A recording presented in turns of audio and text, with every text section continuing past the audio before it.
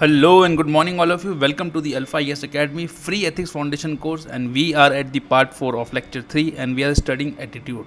So let's begin. And what we shall be studying today, let's see. तो आज हम पढ़ेंगे कि फॉर्मेशन ऑफ एटीट्यूड की एटीट्यूड फॉर्म कैसे होता है and techniques which explain the formation of attitudes. पहले तो हम पढ़ेंगे कि फॉर्मेशन एटीट्यूड का फॉर्मेशन कैसे होता है, और उसके बाद हम पढ़ेंगे क्या क्या टेक्निक है जिससे वो फॉर्म होता है. इनफैक्ट ये एक ऐसा लेक्चर है जिसमें आपको ऐसा लगेगा कि ये तो हमने पहले भी पढ़ा हुआ है. इसमें हम फिर वही बचपन की बातें, टीचर की बातें, हमारे लीडर्स की बातें, क्योंकि उसी सब से हमारा जो एटीट्यूड है वो डिसाइड होता है. तो इन्हीं सब की हम बातें करेंगे. तो लेट्स बिगिन. तो फॉर्मेशन ऑफ एटीट्यूड, तो सबसे पहले तो देखो एटीट्यूड के फॉर्म होने में और एटीट्यूड के चेंज होने में बड़ा फ़र्क है, या थोड़ा सा फ़र्क है. जब एटीट्यूड चेंज होता है तो आप कह सकते हो कि नया एटीट्यूड फॉर्म हो रहा है. ठीक है, दस आप समझे बात को कि जब एटीट्यूड फॉर्मेशन में और एटीट्यूड चेंज में क्या फ़र्क है, कि जब एटीट्यूड चेंज होता है तो जब एटीट्यूड चेंज होगा तो नया एटीट्यूड आ जाएगा, है ना. कहते हैं ना, मतलब नॉर्मल सेंस में भी हम लोग कई बार कहते हैं इसका एटीट्यूड चेंज हो गया शादी के बाद, है ना. पहले ये रोज़ हमारे साथ बैठा करता था, आजकल ये बैठ ही नहीं रहा है, तो उसका क्या होगा, उसका एटीट्यूड चेंज हो गया है.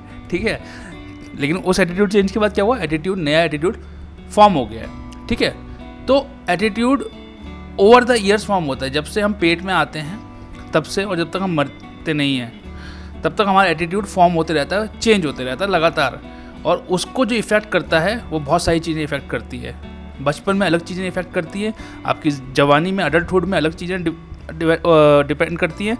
And when you come at the old age where you kind of achieve moral autonomy, if nothing less you think so that you have attained moral autonomy, that is the time, या वो time है जब आप का attitude तब भी change होता रहता है. Thus attitudes are formed over the years by various means. Sometimes they are based on our experiences, knowledge, and sometimes we acquire them from the people by the way of socialization, by the way of interaction with the people, and sometimes they are based on what is true and what we think is true. ये बड़ा important है याद रखना कि सच्चाई क्या है और हम क्या सोचते हैं सच क्या है, इससे भी हमारा एटीट्यूड डिफाइन करता है. तो एटीट्यूड में develop out of psychological needs, जो हमारी मोटिवेशनल फाउंडेशन है, सोशल इंटरेक्शंस जो हमारी सोशल फाउंडेशन है, एंड जेनेटिक्स जो हमारी बायोलॉजिकल फाउंडेशन है. तो हमारी जो मेंटल नीड्स हैं, हमारी जो सोशल नीड्स हैं, और जो हमारे जीन्स हैं, या जिस प्रकार से हमारी बॉडी डेवलप हुई है, ये सब भी हमारा एटीट्यूड डिफाइन करती हैं. Now attitude is considered a learned predisposition. ठीक है, there are stages of its formation which can be equivalent to stages of socialization such as moral development में. तो जो मॉरल डेवलपमेंट में स्टेजेस थी वही एटीट्यूड डेवलपमेंट में होती है. जैसे अर्ली चाइल्डहुड में आपका एटीट्यूड कैसे डेवलप होगा, एडोलेसेंट में आपका एटीट्यूड कैसे डेवलप होगा, अडल्टहुड में आपका एटीट्यूड कैसे डेवलप होगा, या कैसे ओवर द टाइम जब आप स्टेजेस में शिफ्ट करते हैं तो वो चेंज होगा. और जब मैंने आपको बताया जब वो चेंज होगा तो वो क्या लीड करेगा, एक नए फॉर्मेशन को. ठीक है, now in fact the environment around the children also determine the kind of attitude. आप एक बायस सोसाइटी में रहते हैं, आप एक पैट्रियार्कल सोसाइटी में रहते हैं मान लिया, जहाँ पुरुष जो है रूल करते हैं, तो it is very likely that you will become patriarchal in nature. I'm talking about boys. You live in an environment where women are treated or discriminated. It is very likely that a kind of discrimination or gender discrimination will be in you, and that is how your attitude will form. Your prejudices, your stereotypes, your discriminatory attitudes are formed over the period and according to your environment, and it is passed from one generation to another. Okay, now what are the techniques which explains the formation of attitude. अभी तक हमने पढ़ा कि attitude form हो गया, क्या क्या technique है. मतलब सही है यार, चलो ठीक है, बचपन में होता होगा एटीट्यूड फॉर्म होता होगा, लेकिन होता कैसे है, क्या टेक्निक्स हैं. तो फर्स्ट इज क्लासिकल कंडीशनिंग. आपकी कंडीशनिंग कैसी हुई है ना.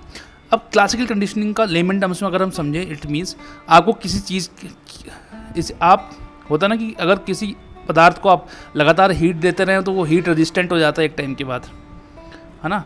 वो कहते हैं ना कि किसी को इतना मत डराओ कि डर ही खत्म हो जाए. तो क्लासिकल कंडीशनिंग भी कुछ उसी टाइप का होता है कि आपको जो है लगातार कुछ चीज़ फीड किया जा रहा है, किसी चीज़ को आपको एक्सपोज किया जा रहा है, और जब आप वो चीज़ देख रहे होते हैं या सीख रहे होते हैं, जब आपको एक्सपोज किया जाता है उस चीज़ के प्रति, तो वो आपके एटीट्यूड में दिखना शुरू हो जाता है।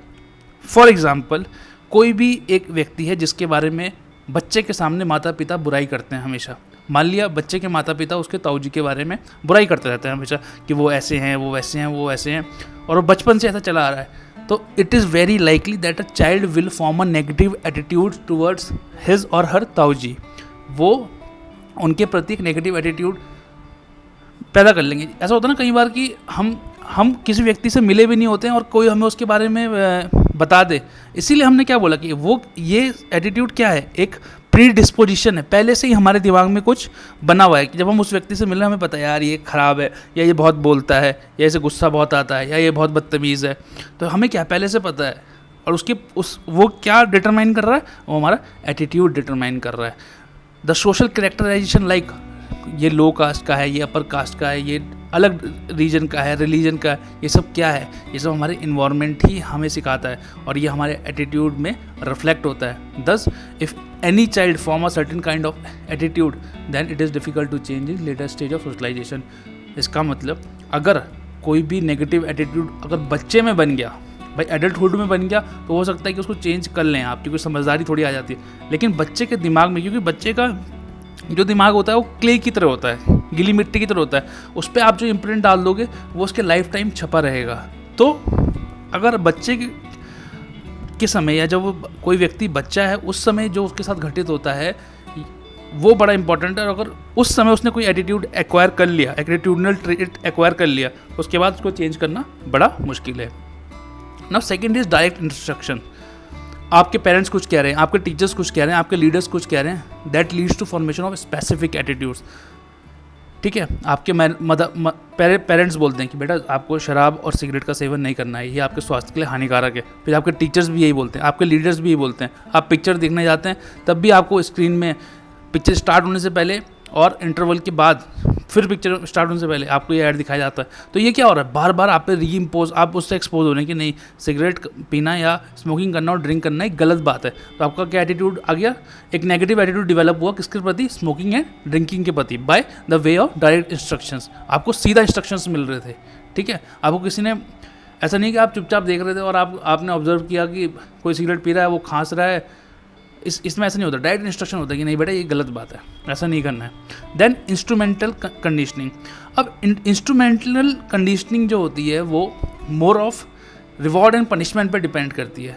जब आप किसी चीज़ को रिवॉर्ड करते हैं तो उससे आपको पॉजिटिव एटीट्यूड्स डेवलप होते हैं आपके अंदर।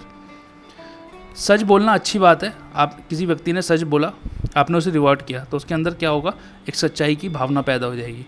पनिशमेंट जो है वो नेगेटिव एटीट्यूड्स पैदा करते हैं। ठीक है, आपने किसी व्यक्ति को चोरी करते हुए पकड़ा, उसे जेल भेज दिया, तो उसके अंदर क्या हो जाएगा, एक नेगेटिव, या समाज में क्या जाएगा कि भैया चोरी करना गलत बात है, उसके अंदर क्या हुआ, नेगेटिव एटीट्यूड पैदा हो गया उसके प्रति।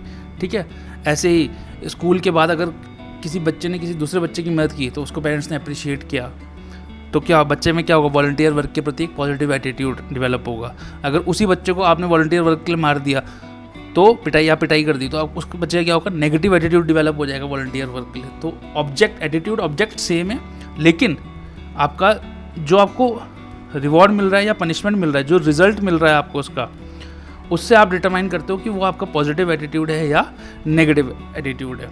ठीक है, तो रिवॉर्ड से क्या होता है, डिज़ायरेबल बिहेवियर मिलता है। पनिशमेंट से क्या होता है, आप कंट्रोल कर सकते हो नेगेटिव बिहेवियर को। ठीक है, एंड जब आप पेरेंटिंग करते हो, parenting needs to adopt both of this to develop positive attitude in children, क्योंकि जो उसके पॉजिटिव है उसको आपको रिवॉर्ड करना है। जब आप उसको रिवॉर्ड करोगे तो वो बढ़ेंगे, जब जो उसके नेगेटिव एटीट्यूड्स हैं उसे आपको पनिश करना है, जब आप पनिश करोगे तो वो घटेंगे। इसी प्रकार से वो अच्छा व्यक्ति बन पाएगा आने वाले समय पे। The rewards and punishment are not only applicable in the context of child, पर वो एडल्ट्स में भी आपको हेल्प करते हैं। देन ऑर्गेनाइजेशनल कॉन्टेक्स्ट में देख लेते हैं, प्राइवेट और पब्लिक सेक्टर दोनों ही एम्प्लॉय करते हैं, बट हम देखेंगे कि पब्लिक सेक्टर में थोड़ा सा उल्टा हो जाता है कई बार, है ना। और इससे क्या होता है, आपका एक कल्चर सेट होता है ऑर्गेनाइजेशन का, कि आप इंस्ट्रूमेंटल कंडीशनिंग कैसे है आपके ऑर्गेनाइजेशन में, उससे भी आपका ऑर्गेनाइजेशनल कल्चर सेट होता है। जैसे और फिर क्रिमिनल जस्टिस सिस्टम देख लेते हैं एग्जाम्पल, ठीक है। Punishment at the right time and swift punishment without delay needs to be given. ये हम नहीं कह रहे हैं, ये बहुत सारी रिपोर्ट्स बोलती हैं कि अगर आप जल्दी से वो करेंगे तो जो नेगेटिव एटीट्यूड्स हैं लोगों में वो घटते चले जाएंगे, ठीक है। Corrupted public servants needs to be punished immediately. Society should have a strong sense of rejection towards social evils practices and honest people need to be rewarded and dishonest needs to be punished. अब ये क्या है, ये तो बड़े standard हैं, set हैं, ये यूनिवर्सल वैल्यूज़ बोल सकते हैं। बट हो क्या रहा है, अकॉर्डिंग टू सेकेंड ARC ने क्या बोला कि पब्लिक सेक्टर में देखो, प्राइवेट सेक्टर में क्या होता है कि हाँ जो करप्ट है उसे पनिश किया जाएगा, ठीक है, जो उसने अच्छा काम किया उसे पॉजिटिव किया जाएगा। तो लोगों के मन में जो है एक पॉजिटिव एटीट्यूड है प्राइवेट सेक्टर को लेके कि भैया वो ज़्यादा प्रोफेशनल है। बट पब्लिक सेक्टर को जहाँ होता है वहाँ पे लोग आपको डिसऑनेस्ट मिलेंगे, करप्ट मिलेंगे। आप गए, कोई काम नहीं कर रहा है, कोई आपसे पैसे मांग रहा है, तो आपके मन में क्या एक नेगेटिव एटीट्यूड बन गया। किस ऑब्जेक्ट के बारे में? ऑब्जेक्ट क्या है यहाँ पे आपका पब्लिक सेक्टर ऑब्जेक्ट है, ठीक है। पब्लिक सेक्टर के बारे में या पब्लिक एजेंसीज के लिए आपके मन में एक नेगेटिव एटीट्यूड बन गया। इनफैक्ट सेकंड ARC की रिपोर्ट ये कहती है कि honest are in public system, honest are punished and dishonest are rewarded, जो कि ऐसा नहीं होना चाहिए। फिर है और क्या टेक्निक्स है, देना आपका है वैल्यू बेस्ड एटीट्यूड। तो आप जो बिलीफ सिस्टम है, या आपके लार्जली बिलीफ सिस्टम से आता है, आप क्या सोचते हो या आप क्या मानते हो, ये बड़ा इंपॉर्टेंट, ये बड़े डिफाइनिंग फैक्टर है। आपके रिलीजियस मॉरल बिलीफ से आता है, और वो बिलीफ्स कैसे बनते हैं या कैसे बनते हैं वो भी आपकी कंडीशनिंग से बनते हैं। आप पले बड़े कैसे हुए, किन लोगों से आप मिलते हो, आप इनफैक्ट मैंने आपको बताया ना कि देखो आप देखो एथिक्स भी क्या डेवलप हो रहा है। कल तक बस जो स्टेजेस ऑफ कंडीशनिंग थी, पेरेंट्स, स्कूल और आप इंटरेक्शन या ऑर्गेनाइजेशन में, आज सोशल मीडिया भी एक बहुत बड़ा रोल प्ले कर रहा है। इनफैक्ट मैं आपको बताऊँ कि सोशल मीडिया ही सबसे बड़ा रोल प्ले कर रहा है। आप यूट्यूब पर क्या देखते हैं, आप जो एक अभी गेम आया था जिसमें लोग सुसाइड करने लग गए थे, है ना, वो क्या था, वो आपका एटीट्यूड ही तो डेवलप कर रहा था। एक पता कि भाई लोगों को मौत का खौफ भी ख़त्म हो गया, वो आपको इतना फ्री कर दे रहा था या कुछ भी कर दे रहा था कि आप अपनी जान लेने पे भी आपको डर नहीं लग रहा था। तो वो क्या है, एटीट्यूड डिटर्मिनेशन है। सोशल मीडिया, यूट्यूब पे क्या देखते हैं, इंस्टाग्राम पे क्या देखते हैं, ये सब आपके एटीट्यूड को डिफाइन करने लगे हैं, आपके एटीट्यूड को कंस्ट्रक्ट करने में मदद करते हैं, चाहे वो नेगेटिव हो चाहे वो पॉजिटिव हो। तो आपकी जो वैल्यू बेस्ड एटीट्यूड में क्या है कि आप जो सोचते हैं वो बड़ा इंपॉर्टेंट हो जाता है। फॉर एग्जांपल मैनी पीपल का जो एटीट्यूड है अबॉर्शन के बारे में, बर्थ कंट्रोल के बारे में, कुछ लोग मानते हैं, कुछ लोगों को लगता है नहीं भैया लगे रहो, कुछ लोग अबॉर्शन को सही मानते हैं, कुछ धर्म अबॉर्शन को गलत ही मानते हैं। तो सबका अलग अलग परसेप्शन है ना। हमें किसी को जज नहीं करना है, but we have to study and we have to study from a analytical point of view, ठीक है। सेम सेक्स मैरिज, कुछ कहते हैं नहीं भाई, कुछ कहते हैं कि नहीं होना चाहिए, सबको अपना अपना राइट्स है, कुछ कहते हैं कि भैया अननेचुरल है, अगेंस्ट द नेचर है ना। हाई कोर्ट कुछ और कह देता है। अब हाई कोर्ट और सुप्रीम कोर्ट में जो जज बैठे हैं वो भी व्यक्ति हैं, वो भी इसी समाज से आते हैं, और यही हाई कोर्ट के जज कल को सुप्रीम कोर्ट में भी जाएंगे। हो सकता है जब वो सुप्रीम कोर्ट में पहुंचे तो वो अपनी ही वर्डिक्ट को पलट दें, ऐसा होता नहीं है। बट ये क्या है, हाई कोर्ट कई बार क्या बोल देता है एक्स चीज़ के बारे में कि it is illegal, but supreme court क्या बोल देता है उस चीज़ में लीगल। तो क्या कि एक आपका परसेप्शन है, वो क्या है आपकी ऑर्गेनाइजेशनल एटीट्यूड है, ऑर्गेनाइजेशनल वैल्यूज़ हैं कि आप कैसे मानते हैं। या ऑफकोर्स इंडिविजुअल, देखो हर चीज़ इंटरकनेक्टेड है, कोई भी आप सिलोज या कंपार्टमेंट में नहीं देख सकते कि इंडिविजुअल वैल्यूज़ अलग है या इंडिविजुअल एथिक्स अलग है, वो सब आपस में कनेक्टेड हैं। मैं आपको शुरू से बोलते चल रहा हूँ कि आप इसको कनेक्शन में देखिए, आप इसको सिलोज और कंपार्टमेंट में मत देखिए, ठीक है। डेथ पेनल्टी होनी चाहिए या नहीं होनी चाहिए, doctor Kalam when he give death punishment to that guy, he in his book has said that, and you know कि उन्होंने माना कि डेथ पेनल्टी नहीं होनी चाहिए। In fact he was one of the greater, जो लोग सपोर्ट करते थे कि डेथ पेनल्टी इंडिया से हटनी चाहिए, उसमें से डॉक्टर कलाम खुद एक थे, लेकिन उन्होंने खुद एक आदमी को डेथ पेनल्टी दी थी, ठीक है। और इनफैक्ट उन्होंने अपनी बुक में लिखा कि वो उनकी लाइफ का सबसे डिफ़िकल्ट डिसीजन था उस टाइम का, कि वो रातों को सो नहीं पाते थे कि मैं दूँ या ना दूँ। इनफैक्ट जब उन्होंने दे दी, और later on in his life he become an ardent staunch, कि उनका एक पॉइंट आ गया कि नहीं भैया डेथ पेनल्टी नहीं होनी चाहिए, it should go from India, it's does not have a place in civilize society. देखो हर किसी का अपना कुछ कहता है, नहीं भैया इंस्टेंट जस्टिस के लिए, इंस्टेंट जस्टिस तो लोग बोलते हैं भैया अभी टांग दो इसको, तो ऐसा नहीं है. There should be due process of law, everything should be according to law, that is how a civilize society and works. ठीक है. फिर आपके कॉग्निटिव फाउंडेशन एटीट्यूड्स के, है ना, वैल्यू बेस्ड एटीट्यूड आपका बन गया बिलीफ से. ये भी आपके बिलीफ से ही बनता है कॉग्निटिव, क्योंकि आपका दिमाग जो है, जो आप सोचते हो, क्योंकि ये इंट्यूशन पे वर्क करता है. ठीक है. आप वर्ल्ड को डायरेक्टली जब एक्सपीरियंस करते हो और आप कुछ सोचते हो उसके बारे में, तो वो आपको कॉग्निटिव फाउंडेशन को ले करता है कि हाँ ठीक है, ये सही है, ये गलत है, या ये करना चाहिए या ये नहीं करना चाहिए. ठीक है.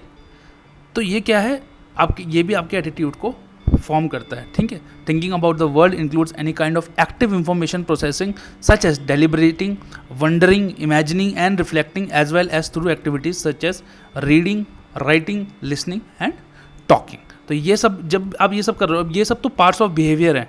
ठीक है. टॉकिंग, जब आप टॉक कर रहे हो तो ये बिहेवियर का पार्ट बन जाएगा, लेकिन आप कैसे टॉक कर रहे हो ये आपके एटीट्यूड का पार्ट है. ठीक है. तो ये जो है आपस में मिक्स है. Then next is modelling. अब मॉडलिंग वो वाली मॉडलिंग नहीं, तैयार होने वाली नहीं.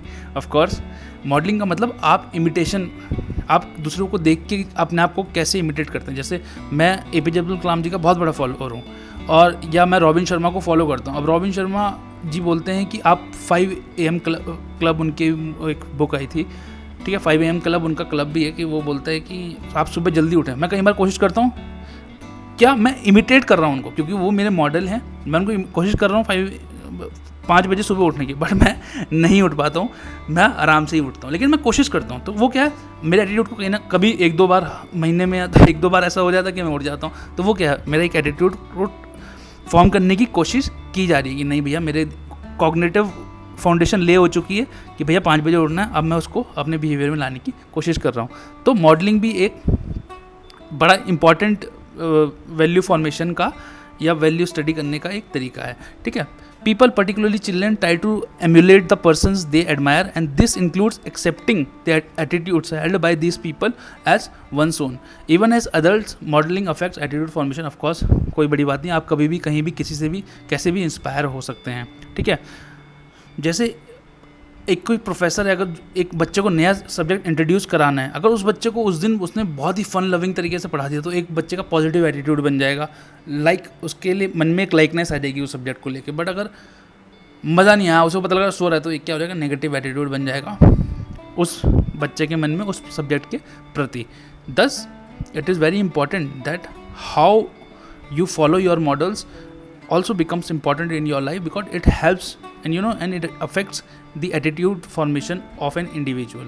ठीक है. thus now the next one is observation learning. भाई ऑब्जर्वेशन, आप जो देखते हो, आप जो समझते हो, वो बड़ा इंपॉर्टेंट है. ऑब्जर्वेशन से कितना कुछ लर्न करते हो. आप देखते हो कि एक आदमी कड़ी मेहनत कर रहा है, ओवर द ईयर्स उसने कड़ी मेहनत बनी, उसके बाद उसको सक्सेस मिली, सक्सेस के बाद उसको फेम मिला, पैसा मिला, उसकी लाइफ अच्छी चल रही है. तो आपने क्या किया, ऑब्जर्व किया, आपके मन में एक पॉजिटिव एट्रीब्यूट पैदा हो गया या पॉजिटिव एटीट्यूड पैदा हो गया कि भैया हार्ड वर्किंग इज़ रिवॉर्डिंग. तो आप भी हार्ड वर्क करना शुरू करोगे. आप पीपल को ऑब्जर्व कर रहे हो कि एक आदमी दूसरा आदमी से बदतमीज़ी से बात कर रहा है और दूसरा आदमी बिल्कुल भी खुश नहीं है, तो आप कोशिश करोगे किसी से बदतमीज़ी से बात ना करो. ये भी एक टाइप का इमिटेशन ही है. In this kind of learning human beings learn social behaviours. It is sometimes called as social learning. In many situation individuals do not know how to behave. हमें तो कई बार पता ही नहीं होता, क्योंकि हमने वो सिचुएशन कभी फेस नहीं की होती है. They observe others. भाई आप एक पार्टी में गए, आपको पता नहीं है कि इस पार्टी में मुझे कैसे बिहेव करना है, तो आप क्या करोगे कि जो जैसे दूसरे लोग बिहेव कर रहे होंगे, कोई अगर हंस रहे होंगे तो आप भी हंसना चालू कर दोगे, है ना. भाई कपिल शर्मा शो में ऐसा क्या हो जाता है कि सब एक साथ हंसना शुरू कर देते हैं, क्योंकि एक आदमी की हंसी छूटती है तो वो दूसरे को इफेक्ट करती है, दूसरे के एटीट्यूड फॉर्मेशन में को अफेक्ट करती है, तो और लोग भी हंसना चालू कर देते हैं. ठीक है. एटीट्यूड फॉर्मेशन एक लाइफ लॉन्ग प्रोसेस है, मैंने आपको बताया है. It is based on experiences we gather or the lessons we learn from people around us. तो people around us, हमारी family, of course home is the first school and mother is the first teacher. वहाँ पे हम क्या सीखते हैं, हम empathy, commitment, time management, ये जो क्रूशियल एस्पेक्ट एटीट्यूड के, ये घर में सिखाए जाते हैं. उसके बाद हम पहुँच जाते हैं स्कूल, वहाँ हमें मिलते हैं हमारे दोस्त, वो भी हमारे मन एटीट्यूड फॉर्मेशन में मदद करते हैं. जैसे कंपटीशन, है ना, कई बार बच्चों में हीन भावना आ जाती है दूसरे को लेके. कंपटीशन भी 2 टाइप का होता है, पॉजिटिव कंपटीशन, नेगेटिव कंपटीशन, कि आप और आपका फ्रेंड कॉम्पीट कर रहे थे, आप फर्स्ट आए, वो सेकंड आए, आपने तब भी जाकर उससे हाथ मिलाया, आपने उस दिन भी पार्टी करी. वो सेकंड, आप सेकंड आए, अगली बार वो फर्स्ट आ गया, तब भी आपने उससे गले मिला और आपने पार्टी करी, तो ये क्या था? Positive competition. But negative competition क्या हुआ? आपने देखा कि उसने ज़्यादा काम कर रखा, आपने उसकी कॉपी फाड़ दी, कॉपी कहीं फेंक दी, गुम कर दी, तो ये क्या है? Negative competition. तो ये भी एटीट्यूड, आपका जो इफेक्ट है या आपने क्या सीखा है उस पर डिपेंड करता है, ठीक है। देन आपका सोशल एंड एजुकेशनल इंस्टीट्यूशंस, आप अपने टीचर्स, आपके टीचर्स आपको कैसे पढ़ाते हैं, कैसे इफेक्ट करते हैं, वो भी आपके एटीट्यूड फॉर्मेशन में मदद करता है, ठीक है। वहाँ पे आप कैसे एटीट्यूड डेवलप करते हैं, excellence, competition, punctuality, overall attitudes of towards life, ये आपके स्कूल में डेवलप होते हैं। फिर आपके रोल मॉडल्स की, आपके रोल मॉडल्स कैसे, किन रोल मॉडल्स को आप करते हो, अगर फॉलो करते हो, अगर आप गांधी जी को फॉलो करते हो, आप कलाम साहब को फॉलो करते हो, तो आप नॉन वायलेंट होंगे, आप पीसफुल रहेंगे, आप हार्ड वर्किंग रहेंगे। आप किसी गैंगस्टर को फॉलो करते हो तो आपको गन्स अच्छी लगेंगी, आपको गुंडे बदमाश अच्छे लगेंगे, आप गुंडागर्दी करोगे, किसी से बदतमीजी करोगे, तो वो क्या है? वो आपका नेगेटिव एटीट्यूड फॉर्मेशन है। क्या हुआ कि जो इसको आप फॉलो कर रहे हो आप भी वैसे ही बन जाते हो। Thus we try to imitate our role models along with their attitudes. In fact अब मैं इसमें आजकल हम इसमें एक चीज़ और जोड़ रहे हैं, दैट इज़ सोशल मीडिया, ठीक है। न्यूज़, आप क्या न्यूज़ देखते हैं, क्या यूट्यूब पे देखते हैं, आप सोशल मीडिया, आपके इंस्टाग्राम, फेसबुक पे क्या देखते हैं, वो भी आपके एटीट्यूड फॉर्मेशन में को डिफ़ाइन कर रहे हैं। और ये भी आपका, क्योंकि बच्चे के हाथ में आते ही आजकल फ़ोन आ जा रहा है, तो ये भी ऐसा नहीं कि एडल्टहुड से स्टार्ट होता है, ये भी आपका चाइल्ड से और एडल्टहुड तक रहता है अफेक्ट। तो इन 4 के अलावा social media has also started playing a big role in formation of attitude. तो that will be all for in this lecture. Thank you all for watching. Keep smiling, keep healthy, and we shall see you tomorrow. Take care.